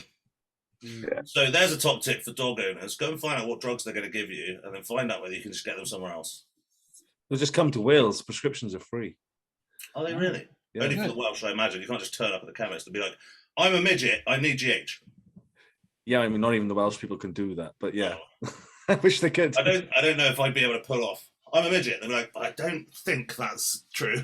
You're just on your knees. Here's my prescription. That is a post-it note. It's a drawn picture of his face. Yeah, that's just a small piece of Lego, sir. No, it's my prescription. Where's the GH? Sorry, anyway, tangent. Other questions? I guess they all do it, and they play on our emotions. So obviously they use their animals against us and quadruple the price. You get married and you have to do that, so everything's fucking expensive. And then when somebody dies, oh my God, bouquet of flowers, £20. Oh no, it's for a funeral, same bouquet, £200. You know, what the fuck? That's a gold mine, that is, mine. Disrespectful if you don't pay it. Yeah, you don't shop around, do you? When somebody dies, you don't shop around in a funeral, do you? Yeah. Do you know what I mean? You don't go, I need to look for value for money. I just go to the local funeral directors. We had it. Funerals are us. My missus ordered a bouquet for a funeral, and they said it was £20 or £40 or something. And then they said it's because it's for the funeral. They just fucking whacked the price up to about £180 or something. It's the same fucking bouquet. How can you do that? You just told me what the price was. Fucking bastards. It's wrong, isn't it? Fucking wrong. Yeah. Where there is sadness, there is money. And not for me. I think we may have just tabled a business venture, gents. Anyway. Yeah. Right, next question. Is cream of rice a thing in your world? Oh, yeah. Yeah, I love cream of rice. Off season, because I don't have a massive appetite off season, I tend to drink cream of rice because it's an easy way to get good carbohydrates in. My guy. Yeah, hardcore, you know, just fucking Sugar and cream of rice. That's it. Love it. And then when I'm prepping, yeah, I definitely make it so it's as volumizing as possible. So Yeah. microwave it for a minute, stir it, microwave it for a minute, stir it. Jack Thorburn did a video and I mocked him for it. But then Alice told me it was a great video on volumizing cream of rice. And so I just mocked her as well. Yeah, we actually got that video on our YouTube channel somewhere. If you no, that was my video, wasn't it, on how to make water? Yeah, but you were mocking Jack. I was, yeah. Instructional videos. Yeah, cream of rice is everyone thinks it's like drugs. Do you remember the old thing? It was like, well, protein is just basically steroids. Crazy. No, it's just like milk, basically. And like cream of rice, oh my God, cream of rice, that's like, yeah, it's rice. It's really small. Yeah. It's like it's nothing. It's people think there's all these things that are gonna change like the world. It's just made into a different shape. You remember like Alpha Bites? Those were cool. Oh mate, yeah. Yeah, those were cool. Yeah. Now we're talking. Yes, my guy. But I'm going to say something controversial. I still prefer oats. Well, Macros I are different. want to go with you there, mate, because I'm not a cream of rice man. I just think the more you process a food, the more the nutrients you're going to take out of it. It might be really easy to eat, but it's a super simple carb. I guess for you guys, you're eating tons of food. And I used to eat a lot, but I'd keep the carbs as complex as possible, and it was a struggle to eat that food. So I guess when you get to a certain size, then it would be a godsend. But yeah, I mean, I'm putting I probably tend to stay away from simple carbs. I'm probably putting double what Rob ever puts in, like now. This point of prep, I'm actually not having cream of rice because my favourite carb to eat at this point in prep is still rice, but it's rice cakes because I feel like I'm eating more food when I'm eating rice cakes. Yeah. Because of cardboard, that dryness, it just satisfies. Yeah, it's going to dry your skin, especially if you have it with white fish. Yeah, white fish to thin it. White fish and a rice cake, then you're definitely there. I think you're onto something there. That's some kind of special diet. That. Yeah. What's meal number 2? Meal number 2? Rice. Depends what day. Just rice fish. And fish cake. Rice or fish What about- cake? No, my What about number I can't 3? even remember the rice. I can't even remember the diet. Protein source is basically salmon, turkey mince, and chicken. That's it. And then every now and again, I'll have beef, steak, but predominantly it's salmon instead of steak. Salmon just one time got me, and I'm a texture person. Like, I really don't deal well with certain textures. And one time, there's just one piece of salmon just felt different. I literally now can't fucking even. Oh, really? I don't know why. It just I tell you, and it felt different. got in your mouth and tickled you up anyway. It's completely ruined my life. Well, not ruined my life, but salmon just, no, I can't do it. Like, as soon as it ends, I'm like, Salmon gives me bad guts because they're so rich in fish oil. It is rich, but I used to really like it, but then I don't know. It's like, yeah, I'm a texture person. Certain things I can't eat because of the texture. It's not because of the taste. That's why I don't like certain foods. Is because of the texture. I do salmon pretty much every day. It's just such an amazing superfood. The amount do you get like proper salmon that tastes like earth? I get fresh salmon, yeah. I don't buy frozen or nothing like that. But do you get the salmon that's like orange, like the one that's supposed to have like the special feed in it, or do you get like wild salmon? No, I just get the wild Scottish salmon fillets. Yeah. If you can get wild, I mean, it's so fucking expensive, but I'll always opt for wild where I can. Yeah. But I mean, farm salmon is shit compared to wild, but it's still a lot better than most foods in the fucking supermarket. Yeah. So I will eat it, but I'll always try and get for the wild. Yeah, that's the problem with salmon now. It's just so expensive. Fucking even tins of fucking tuna. Do you remember tins of tuna like 30p? Yeah, I remember when there was like 17p. Yeah. I was on 5 a day. I mean, because when you start bodybuilding, obviously it's a money thing, isn't it? Like, so fucking expensive. It's John West that fucked up salmon, tuna. When he come on the market, everyone just fucking he upped the price by like tenfold, and then everyone followed suit. Well, you know, they did a lot of tests, and most of these tins of tuna, not even tuna in them.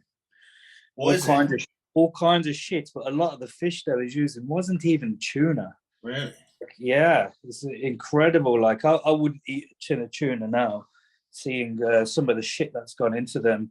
It is actually quite a contrast in taste between a fresh bit of tuna to tuna. Now you think about it, really. Get a tuna steak and then eat a tin of tuna. It's just like slop, isn't it? It's all the mangled up shit from the. Yeah, I mean, there's different grades, aren't there? There's tuna like flakes, and then chunks, and then. Talking of foods that aren't actual what they're meant to be. I was listening to Fuad's podcast the other day. I listen to it all the time, but he was saying on there that it was a show where Hollingshead was one of the guests, and that there's a lot of conspiracy theorists going around that extra virgin olive oil is not extra virgin olive oil. Oh, that's 100%. The problem is olive oil is known as the best oil out there, and everyone spends a fortune trying to get dark glass bottles in the best quality. Olive oil is so good for you, but because of that, they mix a lot of the olive oil with shit oil, especially in restaurants and stuff, or it's not even real. So you're way better off getting macadamia oil because not many people use it. It's probably better, it tastes better, and you know you're going to get what says in the fucking bottle. So I just don't trust them. Because I have no fucking idea. Like, as soon as I heard that, I'm like, what the fuck? Because it's expensive to source really good quality olive oil, so they do anything they can, these big businesses, to scrimp and save. And you imagine you're selling hundreds and hundreds of thousands of bottles, even a couple of pence on a bottle, it's going to add up to a lot of money, isn't it? Well, there's the discrepancy in labelling. You're allowed for it to be like a couple of % off. So if it's 100% olive oil, it's allowed to be like 95, like through a discrepancy. So you do that with 1 million bottles, you're making like another £1 million, aren't you? Yeah. There was a big thing, like a lot of these really expensive restaurants, and it's supposed to be the best olive oil and this and that, and there was this like fucking halving the bottles and topping it up with shit, basically. And who's to ever know? Unless you're taking it and testing it. It's quite funny, though. They're in the most expensive restaurants with all of the people spinning wine and sniffing it or whatever people do. And then they go, oh, this olive oil's delicious. And like, it's just like they've just scooped out the chip fryer. That was a brilliant impression. That's definitely... It's funny because it was quite a few years back, and it came out that Aldi supermarket was getting the meat from the same place as Marks and Spencer supermarket, and you see all over the TV. It's not just fucking this beef steak. This is Marks and Spencer's beef steak, the same as Aldi down the road that you're paying half the fucking price for. Salmon filtered, triple distilled. Yeah, they're all It's full a of little bit fucking like, go back a few years back when Tesco's got slammed for using horse meat in their burgers, didn't they? Oh yeah, I was buzzing. Do you know how good fucking horse meat is? It's like, I'll have some of that. Yeah, I used to Better than the buy normal that. shit. I buy it on Muscle Food. They used to sell it for, and I bought a load of it, and it was actually really nice. But then one day I was working on site and I left it in the sun, accidentally. But being hardcore, I was like, that's the only meal I've got. I've got to eat it. I opened it up and it smelled like horse manure. Oh, it was like, yeah, no, I'm gonna give that a miss. And ever since, I've not really had it. Oh yes. Oh man. they used to. Has anyone tried like they used to do like crocodiles? Anyone eating that? That's horrible. I've only had it in jerky form. I didn't get a proper steak. Like, that was a thing. Nice. Ostrich was in there, wasn't it, for a bit? Yeah, because remember the old Outback restaurants? Yeah. Are they still around, or they go bust? No, actually, weren't they like boozers as well? Yeah, it was like Australian restaurant, like drinking bars, wasn't it? But they supposedly you could get ostrich burger and crocodile and all that shit, couldn't you? Bison's the one. Bison's very good meat. Very good. Yeah, all over. But, I mean, we've like Rob's just like with fish again. Did we have another question? The other one is just a really stupid question. I'm gonna ask it anyway. Yeah. It says, if you actually stick to a deficit, will you get lean? Then if you increase calories after, will you gradually get massive while staying relatively lean? If it's that simple, why don't people adhere to it? I'm pretty sure that's what people do. But yeah. I mean, is it highlighting that people don't adhere to it? I don't know. He's asking if that's actually a thing. And the answer is yes, it's a thing. And you should definitely do it if you can. But yeah, I mean, the slightly more advanced version is like, don't slam a ridiculous calorie surplus, and because there's a limit to the amount of muscle that you can actually build in a certain time frame. And if you're piling on, £5 a week, a lot of that's going to be fat. So don't do that. It's not what I heard, Dan. I heard you just get as fat as humanly possible. Then you just turn into muscle, isn't it? So you can turn one cell into another cell. That's amazing. That's quantum physics, basically. So so with that in mind, you could probably teleport, right? So Dan, you're telling me you can change one matter into another. The you can teleport. If we go into the 2 slits experiment, we're actually changing the outcome. So why fucking not? So you're telling me, Dan, the 10 kilos I've got on me now over the last stage weight, I haven't put 10 kilos of muscle on since. Mate, yeah, I mean, if you put £2 on, that would be amazing. People keep saying to me, "Oh, what's your weight?" I'm like, "Yeah, I'm like 10 kilos up on my stage weight," and they're like, "Oh, you must have grown," and I'm like, "No, I've just got a lot of work to do." That's the unfortunate truth. There might be a touch in there, like a.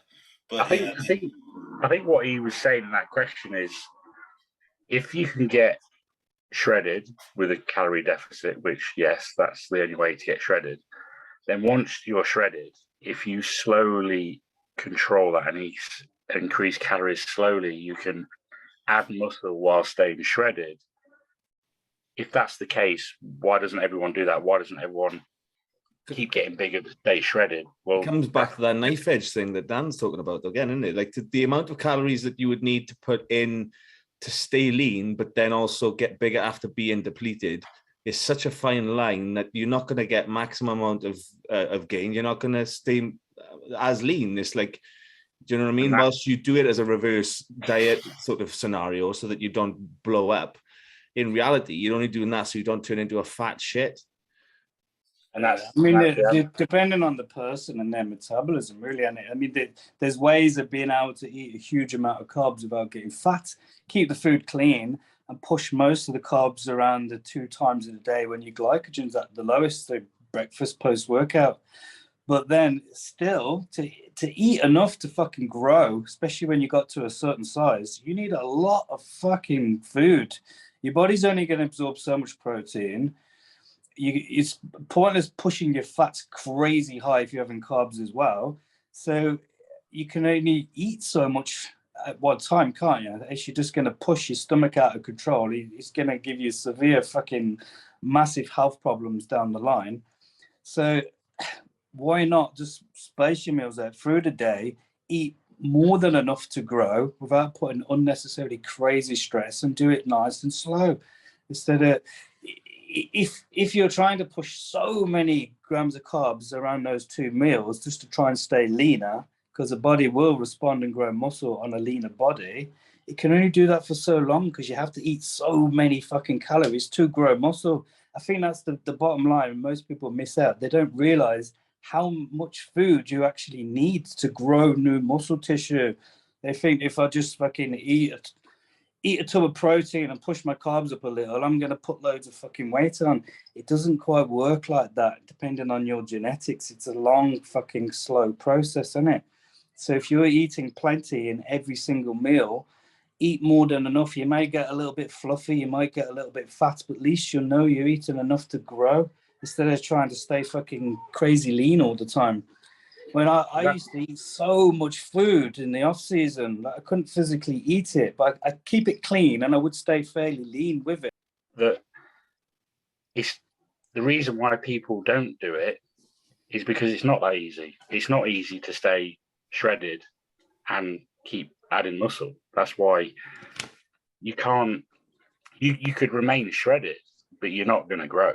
You can sustain the amount of muscle tissue you've got, but you're not going to add muscle tissue by being super lean. It's just impossible. Like Dean just answered that question, you know.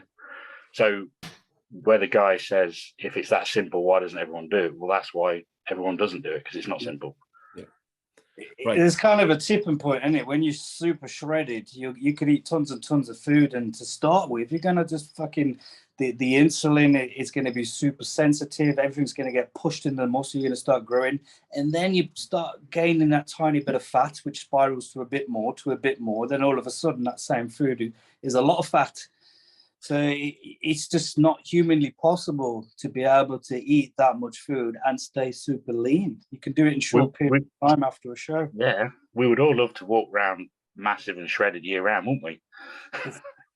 No one would have an off season where they get fatty. Why do all the biggest bodybuilders and the old school bodybuilders have an off season where they not all necessarily get really fat, but they all get fucking huge and bloated, don't they? It's that period though, that rebound I was just talking about. That period is where you feel fucking amazing. It's because you're still lean, you're full as a fucking house, and you just like everything feels tight. Your appetite through the roof still. Yeah. So what's the biggest rebound you guys have had? Just be interested to know, because obviously we've all done it in the early stages where we've just gone 2 stone in less than a week. Yeah, same now. Same. Bloated, and I could hardly walk more than 20 meters without stopping because of the pump in my ankles and calves and lower back. It was the worst thing ever. Yeah, I did we've all done that.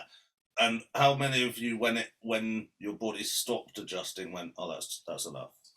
Yeah, well, I did 3 stone in 3 days. Great. It's still working great. I'm shit now. Because the fall off of like from good and full to shit is a turnaround. Well, that turnaround is a lot quicker if you kick the ass out of it. So like I did this, I've done rebounds where I gradually put on like a stone or 2 stone over a longer period, and you feel fucking great over a longer period. But I did 3 stone in 3 days, and I'm not joking. You couldn't see any of my joints, like my face. You still see your eyeballs.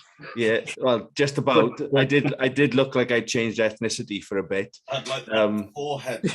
You look like a Chinese man. Fucking bonkers. 3 stone in 3 days. Yeah, I just felt like I was gonna die.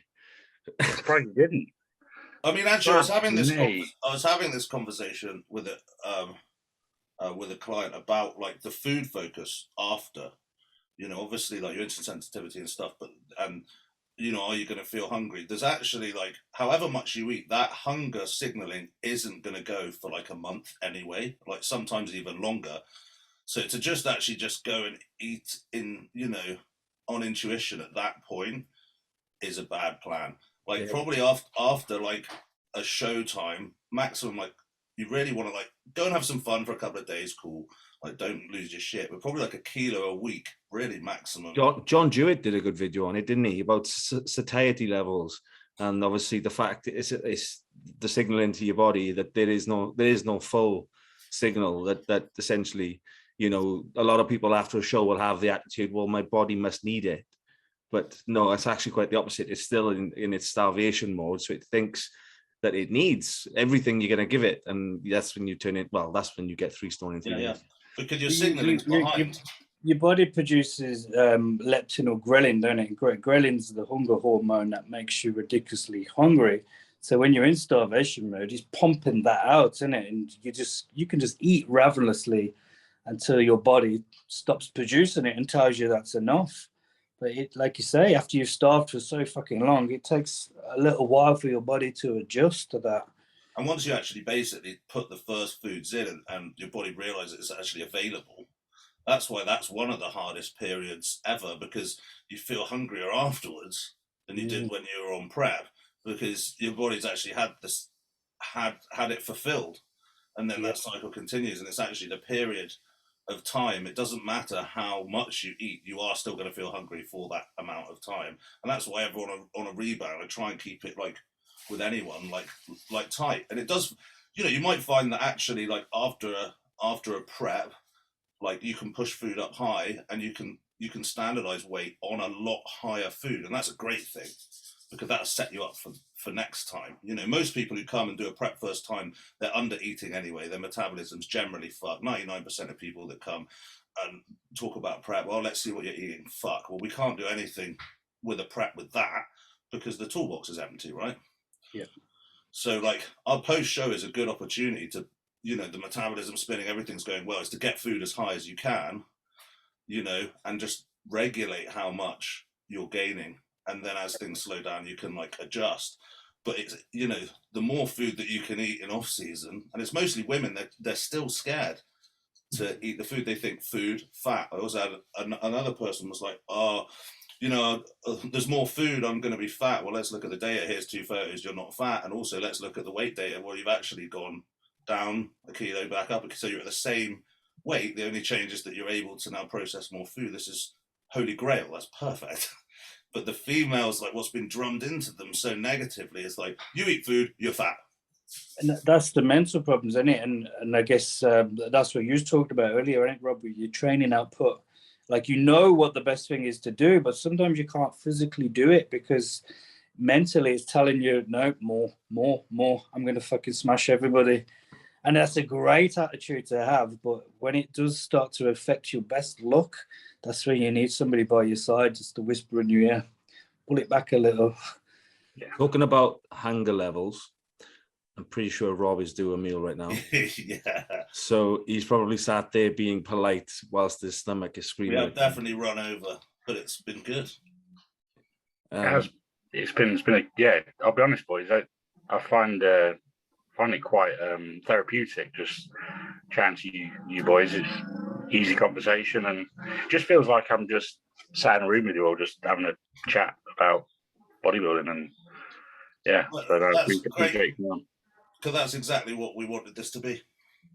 Everyone's like, oh, I'm going to go on a podcast. Shit, what should I do? Just turn up and be you. Like, that's what we like. Yeah, we talk about shit sandwiches, chicks with dick. Talk about, a bit of that. You know how it is.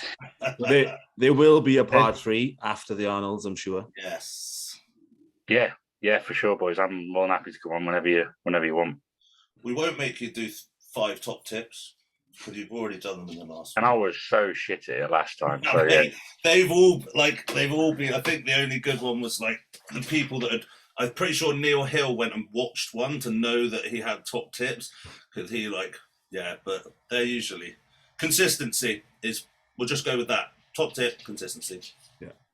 Always. And be like Dean just said. No, like you said, be real, be yourself.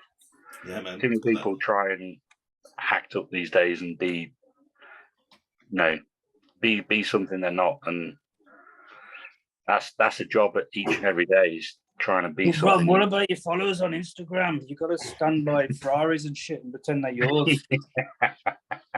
Yeah, that's it, mate. Yeah, I mean, if that is you and they are, then cool. But people Got to get your Rolex watch in every shot as well. Yeah, what's the driving one? Do you remember the driving one? There was always the driving. You got the car, and then the watch has to be in the picture. Do you remember? Oh yeah, but you got to do selfie the with camera what? angle as well, ain't you? So it's just like Yeah. and the steering wheel. that was a pretty serious shot, dude. I was going to say that was a pretty sick angle to be Made fair. me shrivel up. I've mastered the angles. I'm actually down to 8 stone now, but I can still hold some muscle with the camera angles. No wonder so many of your photos got photoshopped. On that bombshell, gents, thank you for spending your Sunday evening with us, Rob, and good luck for the next 4 weeks, brother. I'm sure it'll fucking land perfectly, but we'll all be watching eagerly to see how it goes. Yeah, man. Are you going to be coming along? Are you boys going to be at the show or not? Pretty sure, man. Yeah, I'll be there. I need to run it past the lads, see if they go in. I don't know if we'll be going as a podcast or whether we just do our own thing. But yeah, it's hard to get a seat. They're not doing seat allocation as well. They're being a bit different this year. Taking seat allocation for the pro. You all need to show up with your Bash Bros podcast t-shirts on. I'm going to turn up with a fucking air horn. So YOLO. Yeah. I tend to stay away from fucking shows and expos, but I'm trying to mingle a bit more now and actually get amongst the fucking industry again that I love so much. You did that so convincingly. I'm going to try and be at the Arnold, to be honest, but I'm not sure if I'll be able to make the pro show because I'll probably have to be at the gym because I think Simon's got quite a few of the top guys coming over, innit? Oh, right. Depending whether I'm needed up there or not. What day's the seminar on? The seminar, I think, is the Friday. I'll have to double check that. Oh, yeah, I'm going to come and gate crash that anyway. Yeah, that'd be Flex Wheeler and Branch Warren doing it. So that should be a good one. Branch Warren's one of my heroes. He's awesome, isn't he? Yeah, he's legend. You know, I watched his video when he squatted 5 plates aside to 15 reps, and that inspired me to make me go and do it. I was just like, that's awesome, and then I had to go and do more, didn't I? Just to be a prick. Well, maybe we'll tie up there then. Maybe we'll sort something out, see if we can we'll all meet up at that fucking seminar. Yeah. All the pros are on the Sunday. Yeah. So we'll try and make a weekend of it. Yeah, we'll do it. Either way, UK's backing you. Make it happen, man. Get it. Thank you. Oh, yeah. Hope I deliver, boys. Don't hope, just do. We love you. Thank you, Rob. Cheers, guys. Easy Thank you now. very much. Boom. Take care.